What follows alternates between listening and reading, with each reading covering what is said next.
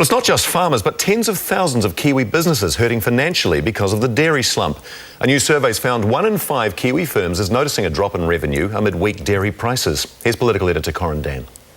In dairy towns like Morrinsville, local businesses are trying to stay positive. We are the dairy capital of New Zealand, and if it's going to affect anywhere first, it'll affect us.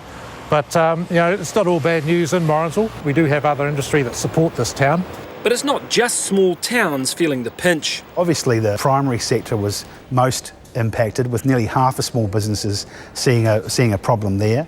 But it was also felt pretty heavily in manufacturing and wholesale and retail and hospitality. Accounting firm MYOB surveyed 1,000 businesses and found 1 in 5 firms are experiencing a downturn in their revenue because of the dairy price fall. MYOB says that adds up to around 100,000 companies across the country. What we've seen to date, and particularly even from the Small Business Minister, is complacency and a real lack of regard for the effect that this is having on people who are operating small businesses. The government's more optimistic. All the things that we see from our own polling to other public information, business confidence is very high. In Parliament, the opposition turned up the heat on the government over what it's doing to ensure banks support struggling farmers. Whose side is he on? New Zealand dairy farmers or the overseas-owned banks? I'm on the side of New Zealanders 365 days of the year. And John Key hit back over Mr Little's suggestion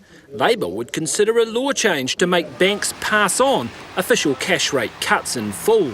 That would mean when the OCR goes up, they forcibly will have to pass on those increased costs to every homeowner around the country. And that just shows you how ignorant Andrew Little is when it comes to banking. Andrew Little says the big banks are making nearly $90 million a week in profits. And he says that shouldn't happen if it means forcing farmers off the land. Corin Dan, One News.